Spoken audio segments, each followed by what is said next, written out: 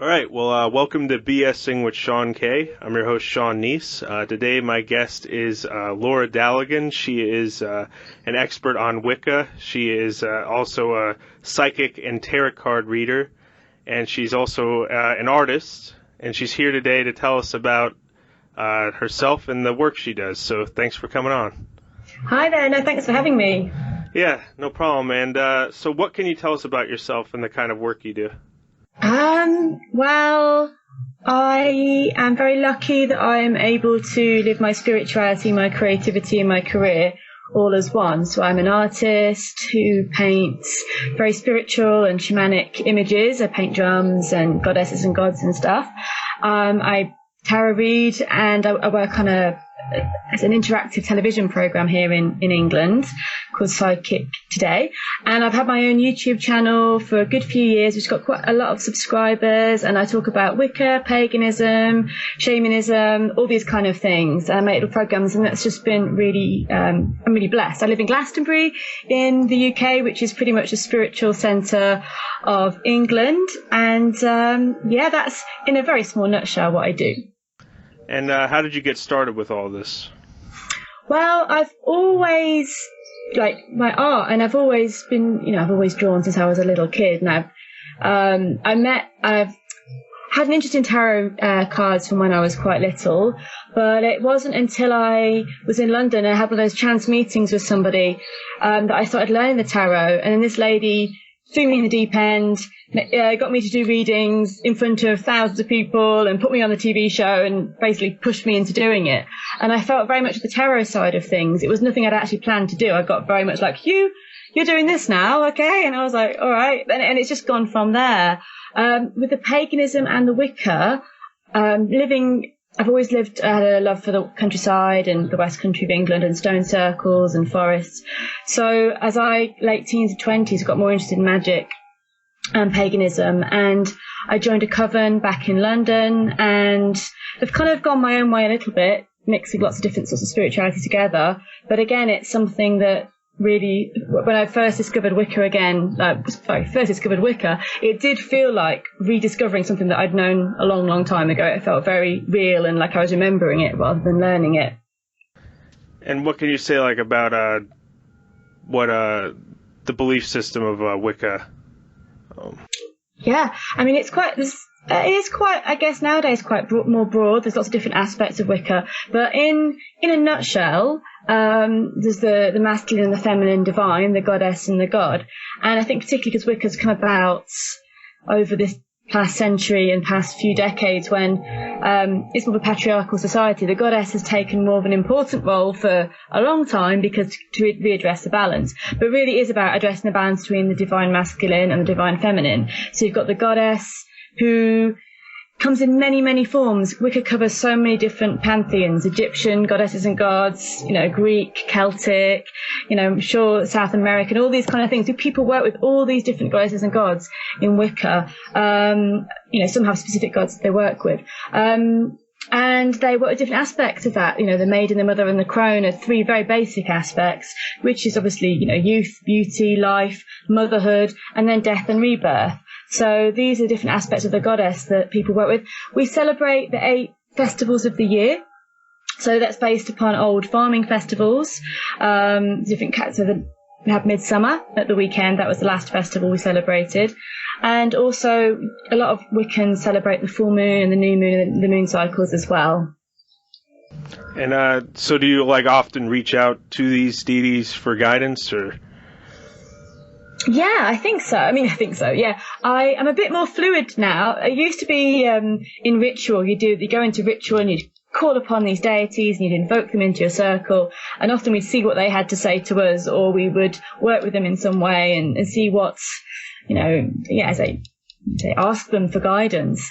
And now, even though I do that, I think it's more of a daily kind of relationship now, where I talk to them, or I connect with them in nature, or just with simple things in life. So it's a kind of a daily connection where I'm not only asking them for guidance, but being grateful and acknowledging the divine in everything. And I think that's my favourite thing about Wicca and paganism, is the acknowledgement of the divine in all of nature and all of life. And I know it also doesn't exclude the worship of other deities from other religions, right? No, exactly. You've got Christian Wiccans, you've got people that are doing lots of different crossovers, and a lot of people work with all these different deities. It's very open. It's kind of Wicca as a structure, I feel, that does work very well, but it's open to connecting with global deities. You've got, and also, the Horned God and the Solar God and the Green Man are really, really important parts of Wicca as well. And, there's covens that are, mainly gay that work with the God, and there's covens that work with just the female. So it all works how to suit people, I think. People find what's right for them and they connect in a way that feels right for them. So, is there other, deities from, other religions or other religious texts you appreciate, on a level, or? Yeah, I genuinely feel like I get on best with people that have some kind of spiritual belief. So I'm kind of fascinated by all spiritualities and all religions. The only thing I don't like is when people are being restricted, or when people are being, put down, like women, or, you can't be gay, you can't be this, you can't do that. When religion gets like that, I don't like it. But I'm fascinated by the religious texts and by, I think, I just say, I don't think there's one answer. It's, the Wicca is a system that works, but it's a doorway to exploring many, many different things. And what can you say about how society perceives Wicca? Do you think it's accurate, or do you? Sometimes it's really over glamorized. There's a lot of cold nights and going out in forests and being freezing, and and I kind of see this I'm going to change my hair color, bing, magic spell, on some TV shows, and you're like, wow, that's it. I think it's either over glamorized, that it's just hot girls doing, very silly, not silly, but kind of very superficial things, or it can be kind of demonized, that it's evil and devil worship, and it's neither of those things. It's a spiritual path. I mean, I think people get a bit afraid when, obviously, a lot of Wiccans, do magic, do spells, but again, the main thing you're taught when you start in a coven is the Wiccan Rede, which is do as you will as long as it harms none. So, it's a very simple sentence, but it gives you a lot to think about with all your actions and what you're going to do. And if you're going to try and do magic or do a spell that will affect someone else in a way that limits their freedom or is negative towards them, then it's going to hit you back big style. So it's actually a fairly good moral platform. I mean, you can do what you like, but just be aware that it's going to come back at you, basically. So you're not told you can't do this, but it's a kind of more adult way of saying you can do it, but there's going to be, if it's not good, then you'll get to know about it. And can you describe how magic works in Wicca and everything? I think people do magic every day and they don't realise it. Magic, yes, you can have, we often use tools, we'll have maybe, Wiccans use tools, they use wands, not in Harry Potter style, but, wands. They have athames, which are blades, a chalice, to represent all the elements, really. You have fire, water, earth and air, so you have a tool to represent all the elements, and candles. You use ribbons, and you sometimes tie things to focus your intent, or you maybe make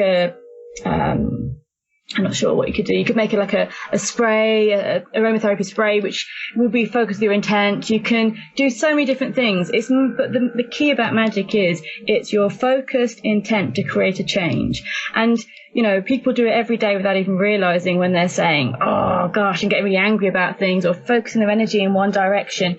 It actually is, the basis of what magic is. But when you kind of raise your energy in a ritual space, working with deity, working with elements, and focus that energy, and maybe working at the right time, like at the full moon or at a festival, or with a group of like-minded people, everyone focusing their energy often does have quite a profound effect.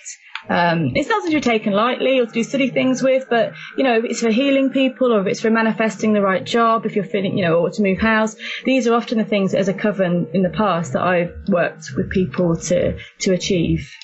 And it only works if it's someone's wanting to do something good with it, like you're saying. That's. Yeah, I mean, I think there's not light without dark. People do rubbish, but that's not a good thing to do. Obviously, everyone in life can do nasty things if they choose, but it's that's not the point of Wicca at all. Or the people that I know, it's to create a positive change. It's to help the other people. It's to to celebrate, to heal, to do something positive, to move people forwards. And I think the longer I'm in this path, the more I kind of see the wider effects of that, and how you can live your life to create those changes without having to maybe do a spell all the time. I mean, I haven't actually done anything like a magic spell for a very long time, because I think you can live your life in more of a magical way that it's not needed. So what would so much? So, what was the reaction from your friends and family when you first started practicing Wicca? It was quite funny, because I've always been a bit open and not like a normal, not like a straight-laced kind of person. But I think they were a bit worried. I think some of my friends thought, oh, is she going to change now? Is she going to be different? Is she going to think she's something special, or is she joining a cult? I know my mum thought for a while that I was joining a cult or something, and I did some filming for around the time the Da Vinci Code came out, and I did a filming for a BBC channel, and it was about the masculine and the feminine. And I was saying, Mum, look, I did this filming about it. Look, it's showing you what it's all about. And I remember the presenter of the programme said, after the break, we see witches having an orgy. And I was like, no! They were just taking the mick, but it just felt like, my mum got really panicky again about that kind of thing. They think it's something that you're going to get, roped into something dodgy. So I think at first I spent a lot of time just saying, this is what I do. It's generally not that exciting. It's fun, it's beautiful, but it's not as dramatic as the media likes to make it. What can you say about the worship of the goddess and spirituality, and how it's become more accepted in society over the years? Yeah, definitely. I mean, that's great. I mean, living in Glastonbury, it's pretty full on. It's the goddess capital. We've got the goddess temple here, and very much associated with the goddess and the god as well. I think it's getting there more and more. I think the young people, newer generation, seem to be a lot more au fait with it, a lot more accepting that there's a goddess and a god, or that kind of thing. It feels to be more open now. I mean, I guess I live in a bit of a bubble, but I don't meet many people who go to me, what? You crazy? I generally live in a place people are like, okay, that makes sense. I think when you explain to people that it's, you can't have a male without female, it is balance. And people get it more. So I think, for my world, definitely it's very accepted, but I know that I very much know that's not the case for everybody, and I know people that still get persecuted for their beliefs, and it can be a case with some people that their job gets in trouble if they get found out that they're a witch, and that's really still quite a scary thing. So you think there's a way for maybe the society could be more understanding of the practice of Wicca? Yeah, I think so. I think what I find that what is done when things are found as threatening in some way to the status quo is they just take the mick out of it. And so a lot of witches and pagans are just taking the mick out of. It's like when women wanted to vote, everyone took the mick about women having a vote. Who would have that? It was when something threatens things, they make a joke out of it. I think that there's a lot of joking, taking the mick, not taking it seriously about Wicca. Though I know that Druidry last year became recognised as official religion, so that's a good point. And I don't know if that's everywhere, but I know it's here. So it's a step forward. But Druidry has taken to be an official religion, but Wicca is still on the outskirts. And the goddess, could the goddess also be I know a lot of times the goddess could also be the goddess throughout other religions too, right? Isn't there kind of a belief that all the goddesses are kind of the same? Even in Hinduism, there's multiple goddesses, but they're all forms of the same one, in a way. Yeah, absolutely. I think there's people that believe different things. People that believe, no, the goddesses and the god, they're all separate individual personalities, and that's how some people believe it. And there's some that believe that they're all facets of one. And that's definitely up to personal choice. There's two schools of thought on that, and people just believe in one pantheon, or people that...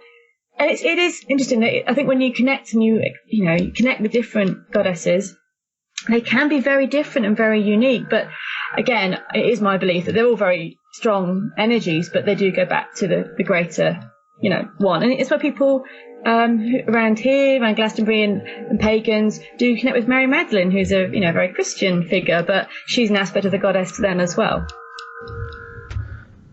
And so do you think because you were talking about how it's it wasn't, how religion wasn't always inclusive of like women or homosexuals, other groups like that. Do you think maybe there should be some kind of like maybe reform eventually on spirituality and religion to kind of be more inclusive in a way, I guess? Yeah, I think it should just be, people should be a little bit more, it's a bit like, duh, come on people. Why would it be a problem? But I know there's lots of, rules and structures that are being maintained by kind of heterosexual men being in charge of the world, which is great, but you've got to accept the other sides of life as well.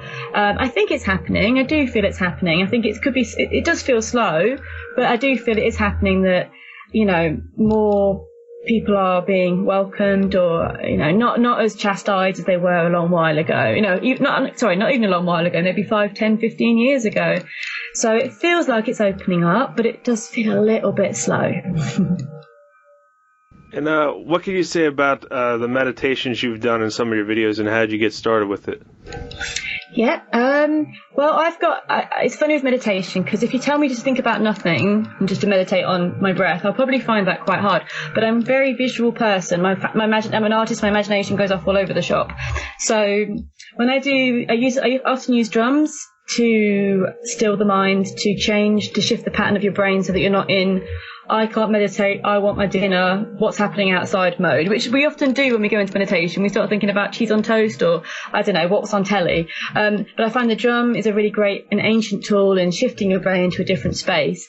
And then I'll often lead people in meditation. So I'll take them to a space, because I think people don't often have confidence in their own abilities to meditate, or they'll just get distracted. So I'll often take them into spaces using kind of triggers and tools and their own imagination, because it's going to be their own imaginations too, to go to a place to get some guidance. And I say imagination because people often say to me after meditation, did I just imagine that though, that I saw these power animals and colours? And I was like, well, if you imagine something, it's got to come from somewhere. So people kind of write off and, I just imagined it. But your imagination comes from somewhere. So it's okay if you just imagined it. It's still coming from somewhere, and it was something you needed to see. And how did the drum get involved with these meditations and everything? Yeah, I after sort of doing Wicca and paganism for a few years, it was about 5 years ago now, I did a intensive shamanic training, and really got into how working with the drum can take you on a completely different space. It can affect how you're seeing things and feeling things. So while you're in that drum journey, it's like if you drum at a certain pace, it actually changes the brain patterns. So you go into a different space. And I was so wowed and loved working in that way that I've been, and connecting with animals and power animals and guides. I found that so very earthy, grounded and helpful, that I've just started using that and making it my own meditations and using it with other people. So, and I find I just love drumming. I really love being in a circle of other people and drumming. There's something just very primal that's free of all boundaries of religion or spiritual. You are very primal. You're sitting around a fire and you're drumming together and you're connecting, and that's a very beautiful thing, I think. And I know that's some of the art you do too, right? The drums with the animal faces. Oh, maybe I have some right here. Yeah. Here's one I made earlier. The tiger. Well, yeah. Yeah, the tiger there. So a lot of people give me their drums and they want something on it, or they want me to connect with the drums to see what I feel could go on it. And then I work with that with the person who wants the drum, and to create something special for them.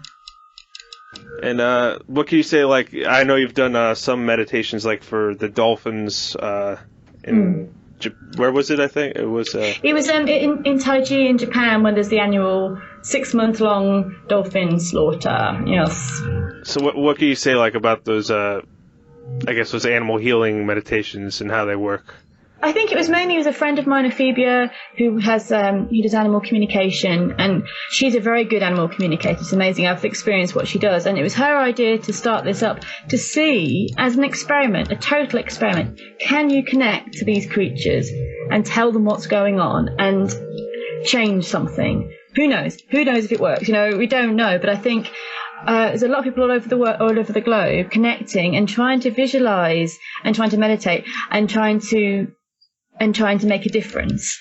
Don't know if it made any difference, but I think it was the fact that by people doing it raised awareness and maybe lifted the vibration. And again, if one dolphin was saved by it, then that's a good use of time, I think, for us. But and also I've done it with the badger cull. There's a badger cull here in the UK. It's just doing things on a magical level to try and make a difference, and that's what I feel passionate about. That, you know, you can practically, I do go out there, I'll protest, I'll go out there and I'll do physical things, but I also like to use it on a energetic level as well.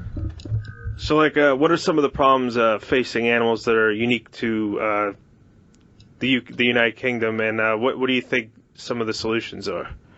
Well, it's overdevelopment, all their land. I think it's all over the globe, isn't it? That most animals are suffering from the fact that we're taking up all of the space and taking up all their land, and developing, using it for farming or building housing estates or just doing whatever. And what happens is, obviously, when the animals start infringing on our ground that we've taken from them, we call them a pest, we blame them for spreading diseases, and we try and kill them all. And I think it's just, they get to be the scapegoats, I think, for a lot of our own bad practices.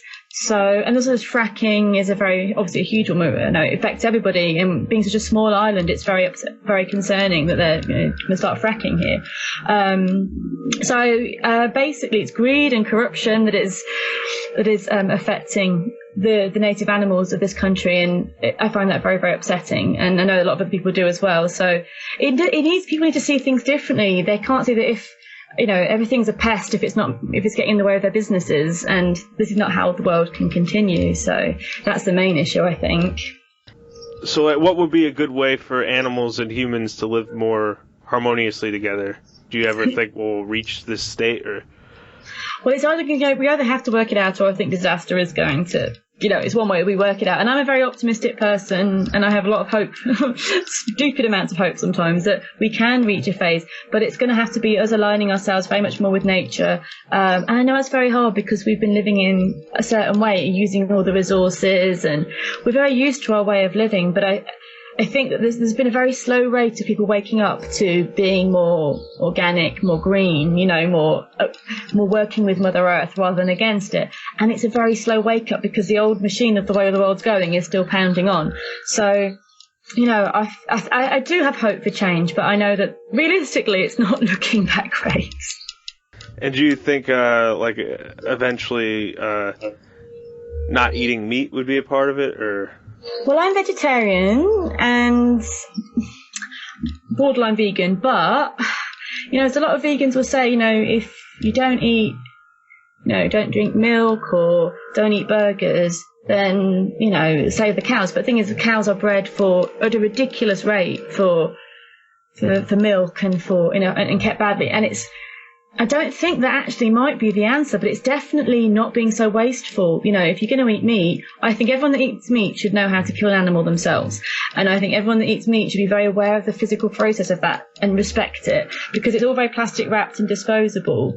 And I think if people actually were more involved with the process and had more respect for it, it might change a lot of people's attitudes. So I don't think you have to be vegetarian or vegan. I think cutting back on junk food and stuff. But I do feel being more aware of the cycle, and there's so much waste. I know that, you know, animals in slaughterhouses, so many get killed needlessly, and it's just the worst thing. So not being so wasteful, I think, and greedy again, and having more connection to the process.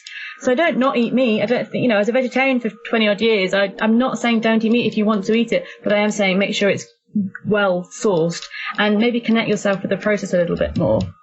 Yeah, because I guess it's mostly the way it's done now with, like, factory farms and everything is what's inhumane. It's not as natural. No, I think our very old ancestors had a lot more respect for life and for the taking of life, and we have not. We farm it to kill it, and it's the quality of life, isn't it, that the animal has. And to be trapped in a cage all its life and killed is, you know, animals, for me, and everything has a soul and a consciousness and awareness and feels pain. And how can I don't think until we've worked that out and that we can see that, can we really evolve properly? Because if we think other beings don't feel pain, don't have souls, then we're kind of going backwards. I'm sure our old ancestors knew that to be the case. They knew all animals were connected and had souls, but we've lost that somewhere along the way. And it's a bit of a tragedy, really, I think. And I know, like, a lot of the Native American tribes, when they'd hunt the animal, they had kind of a spiritual connection with the animal they were hunting too. So it's more, exactly. Yeah, I know that's very hard to, I know that's very hard to kind of. There's billions of us. I know that's very hard to recreate. And also, I know people who say, oh, we used to have natural medicine. Sometimes when I have a headache, I really want a paracetamol. It's natural medicine's great, but we have some great medicine technology too. It's just the balance of natural and chemical needs to be restored, I think, more. And I notice a lot of your paintings are of different kinds of animals. What can you say about the animals in these paintings, and what is their significance to you? Well, okay, I've got one here, so I'll show you this one because I think it's one to talk. This is spirit deer, and I feel like the animals. Well, how I see it is that animals do want to connect with us, or the spirits of the animals do want to connect with us. We have a longing to connect with them too, and I feel that as humans who are also animals, we've just forgotten that. It's that connectedness and that, animals have an amazing sense and gifts that we don't have. Like working with power animals, you see, I don't know, maybe the lion would be, the power of the lion is pride and kind of confidence, and the whale would be deep sound, and the ocean and the wisdom of the ocean. They all have different energies to bring to us. And if we work with animals and the spirits of animals, we can be really enriched with that. So when I work with animal paintings, I want the animals to give us, to kind of show their gifts and what they can offer us. So with the deer I was showing, I think it was kind of gentleness and a real sense of healing. And people think in this society we have to be kind of strong all the time and pretend we don't care. I think deer came in to say you can be vulnerable and it's really strong, and you can really open up and it's really strong.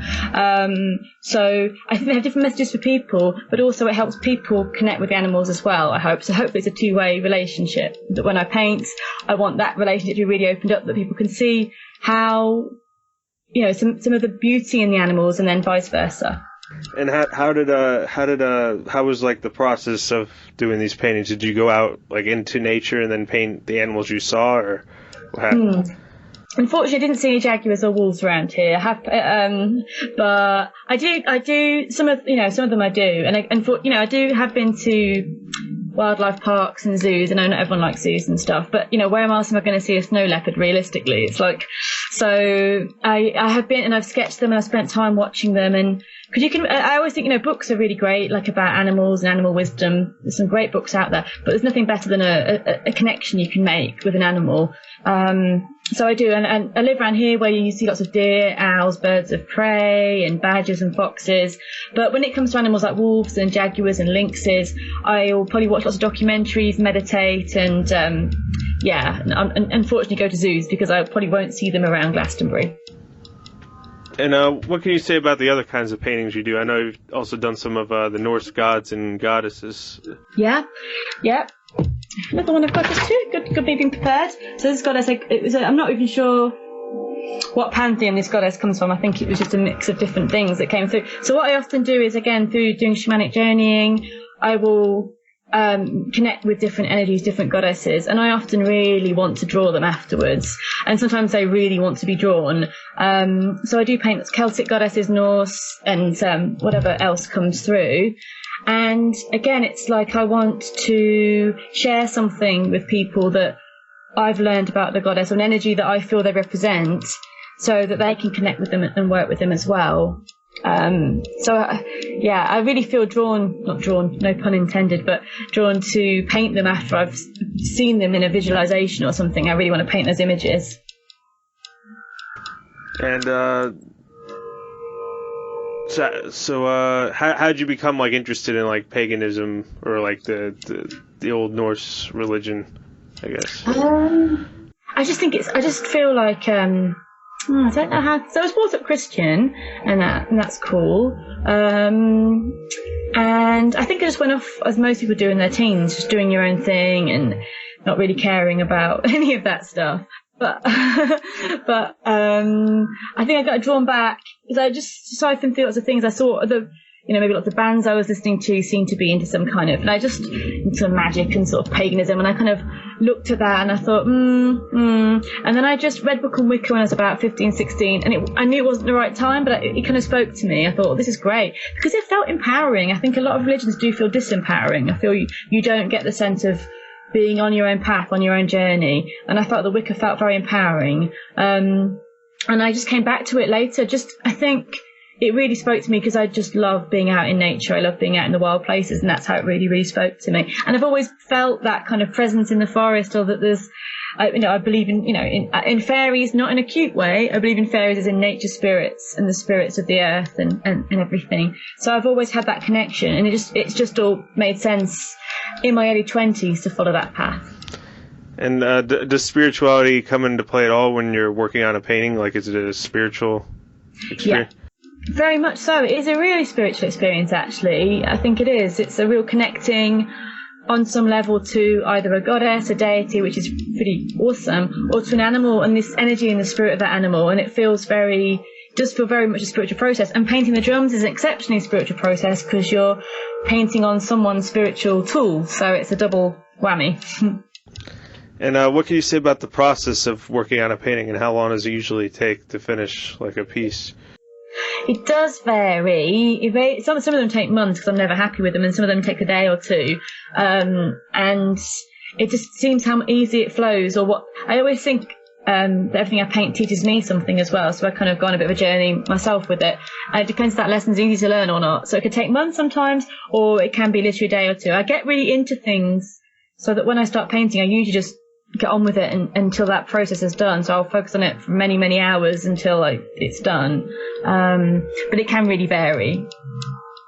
What has it been like promoting yourself as an artist? Like, what was it like when you got started and everything, and how it is? Very hard at first. I graduated from art college 2002, I think. And my teachers were like, "You'll sell out, Laura. You're going to have to make some money." And I was like, "No, I will not sell out, no." And I didn't, but that meant I had to scrub a lot of toilets, serve a lot of pints. I did some really rubbish jobs because I just really wanted to, not to, do commercial stuff. So I spent many years just, doing really rubbish jobs. I mean, then I started doing tarot reading, and that's really been brilliant. But yeah, and then it's almost like now, over the last few years, maybe the last 3 or 4 years, it's really taken off, and I really feel really blessed about that, and it's really exciting. People come up to me and say, "Oh, how'd you become an artist then?" And it's like, yes, about 10 years after you learn to kind of do your degree course, 10 years for me of just keeping going, even when nothing is working out for you. Just keep going and having a lot of faith that it will do in the long run. So what can you say about your experience with art shows and other things like that? Yeah, it's been good. I think, again, as the kind of more spiritual world becomes less hippy-dippy and people accept it more in the mainstream, people accept more alternative spiritual art.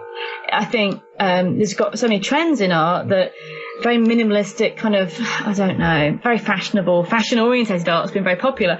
So things with a bit of soul, I've found, haven't had as much exposure. But I think that's changing because people are seeming to want a little bit more. Like, I don't know what it's like with you guys, but here, like, the shamanic style is very fashionable. So actually being into something a little bit more, ooh, look at me with feathers in my hair, is quite fashionable. Therefore, people in the mainstream are seeing that more and liking that more. And maybe some people will be more interested and want to learn more, but it seems to be more acceptable to sort of have that sort of style and content. So is there any ways you feel you could improve as an artist, or are there any ways you feel you have improved?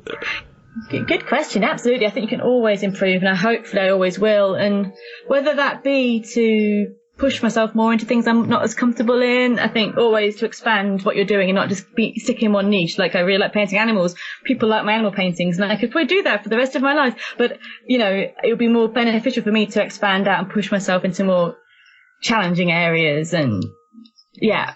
And I think I have improved because I think as you know yourself better and better, and you're more comfortable with yourself, I think your art becomes more true to you as well.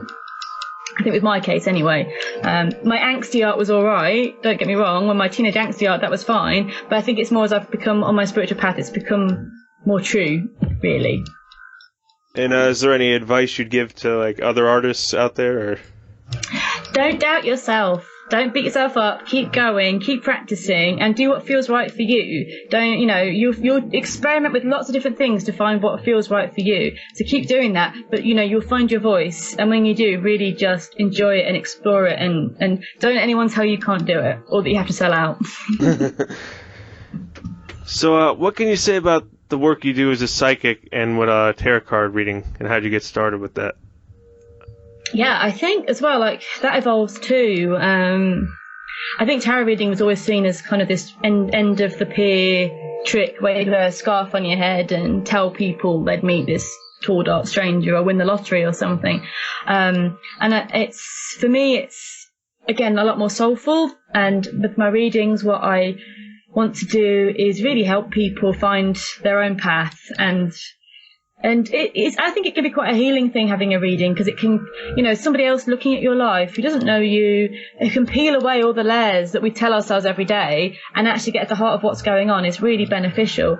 I don't tell people this will happen and you cannot change it, because that's not going to help you, and it's not going to help anybody really. And I don't think many things are set in stone, and you can affect everything with your actions. So people do want you to tell them what to do sometimes, and it's like, that would be the easy way out for them, but it's not for my job to tell anyone what to do. It's to kind of give guidance on a situation, to tune in and to empower people that they can, and see where they can go and to make the most of them.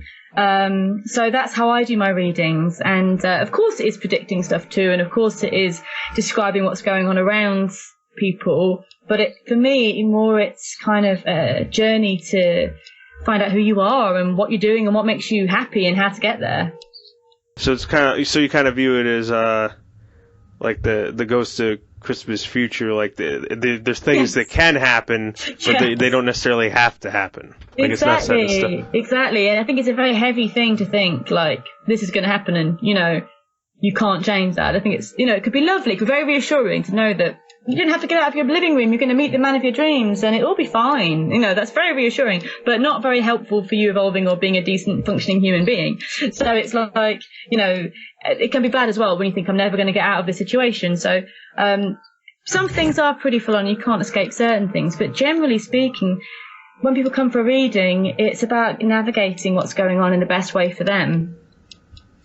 So, would you say like you have psychic abilities, or is tarot card reading more something you learned?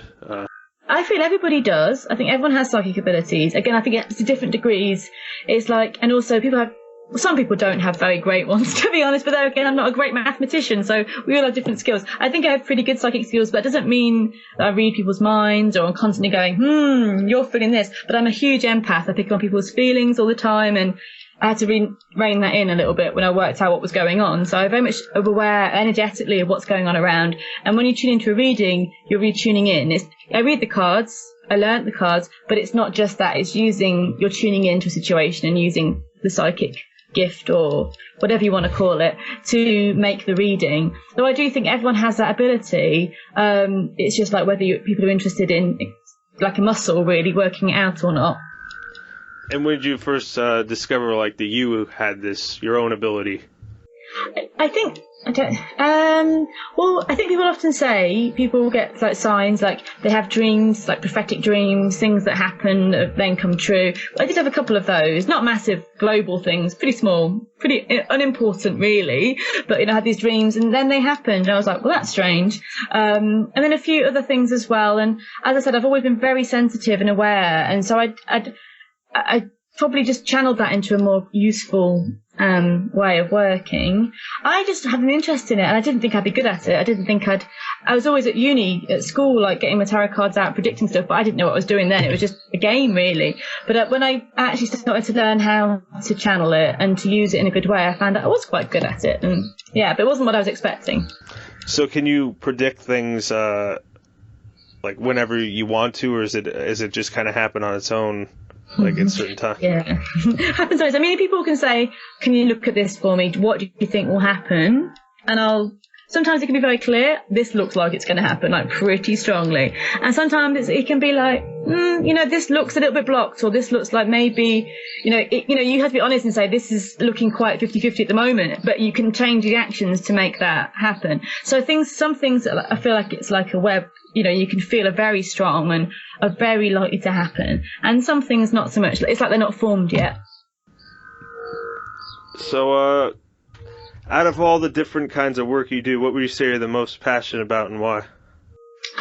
I think art has always been my big passion, but then I think it all links in. I think that's what I love really, is that everything that I do kind of comes back to one big ball of things that I really enjoy. Like my spiritual path is very important to me, and my art is a reflection of that. So I think that, you know, I like doing readings too because I really like helping people, but I think, you know, it's a big package of all the things that I enjoy, but my art and my spirituality together is pretty much what I love the absolute most. And what do you have planned next for your work? Well, I've got loads of drum commissions to do, but then at the same time I'm taking a retreat. I'm working with a friend, Lucy Cavendish, and we're taking some tourists down to Cornwall to have a spiritual retreat next weekend. So I really like doing that as well, like going to sacred spaces, sacred places in the land and working in a spiritual way. So yeah, more art, more spiritual art, more retreats, and maybe finish the Oracle deck that I'm trying to do at the moment at some point as well. And do you have a dream of where you'd like to one day be with your work, or are you happy with where you are now? You know what, I'm just a pretty happy bunny. I'm very happy with where I am now, and I'd like that to continue and grow. So I'm just being very happy in the moment, and would be, and would like that to continue and to grow. That would make me happy. And what can you say about some of your other passions and hobbies, and how do they relate to the work you do? I'm a belly dancer. I'm a fire dancer as well. So that, again, I think belly dancing is quite, you look at the roots of belly dancing, and that links in very much with the goddess worship, and it relates very much to divine feminine. So, you know, I think that links in very well. I love fire. That's probably because I'm crazy. So I like working with fire. So, what else do I like doing? Yeah, and I love exploring sacred sites, which also is hand in hand with what I love doing. I think I just feel that everything I do is very much linked in, and it's like one big fabric of things that are important to me. And how did you get started with the fire dancing and belly dancing? Was it difficult to learn at first? I was rubbish at it. I was really rubbish at it. And that's the thing, is I had to keep persisting. I was totally rubbish at it when I first started, because it didn't feel natural to me at all. But I kept at it and kept at it and kept at it. And it's just really nice because I think it's very accepting of all people. Like, I know lots of guys that can belly dance. I know there's women of all shapes and sizes. It's not like you have to be a certain way to do it. It is totally open to all, and I like that. And I started learning how to not learning really, it was more just having the confidence to work with fire, and I've combined that. And I think that's just very powerful. And so was there like a class for it, or how did... There was in London, actually. Yeah, when I was living in London a few years ago, I went to a class to learn fire dancing, and now I do run workshops to teach fire dancing as well, and I kind of do a bit of belly dance and fire teaching as well, so I run those. But yeah, when I was in London a few years ago, I went to some classes. It was basically to teach you how to do it safely, really. So what would you say to someone who wants to get started practicing Wicca themselves? Where should they get started? Well, there's loads of great books out there. There's brilliant amounts of literature. But what I would say is don't get bogged down by that, and just go out into nature and connect with it. I mean, I know that all Wicca is so nature-based. I'm very much a nature-based Wiccan. Some people like to have big robes and more ceremony. But I think a good starting point is just to go out into nature and just to really start connecting with the elements. Wicca, the basics of Wicca are very much based on connecting with earth, air, fire, water. And then when you've really connected with those four elements, then the spiritual side comes in, spirit comes in more. So connecting with earth, being with the trees and in the land, obviously water being by water, air being in nice windy, airy places, and fire usually with candles and bonfires. Do a meditation to connect with each of those things. I think just kind of get your own grounding knowledge in what you feel is right. Then maybe either look online for a local group or something like that, or read some books that will show you the basics. But I think, as I say, at the right time, the teacher will come to you. So, don't go crazy thinking, I can't find anyone that's going to help me. Again, there's a load of good stuff on YouTube as well. There's my channel, and there's loads of other channels as well that really help with the basics of Wicca. But I think if you kind of explore it, you'll find the right group. I do feel they'll probably gravitate towards you. And any final thoughts or things you'd like to say? I never know. But it's like, just before anyone out there who maybe is judging about Wicca and about tarot and that kind of thing. But it is a good thing, and it's like everything in life. It can be used for good or for bad. And everyone that I know that works with these things do it out of love and do it to improve the world in some way. And that's what I believe. And now, I guess if you want to tell people where they can follow you and find you on social media and everything. Yeah. I've got a couple of websites. I've got lauradaligan-art.com, where you can look at my artwork and stuff. I've got lauradaligan.com, which is more my readings. And on those websites, there are links to my YouTube and my Facebook and all that kind of thing. But Laura Daligan's a pretty one-off name, so if you just put it in, you'll just find me, probably. All right. Well, I think that does it for this episode of BSing with Sean K. Thank you again, Laura, for coming on. That's a pleasure. Thank you for having me. Yeah, no problem. And I should have more episodes coming soon, so stay tuned.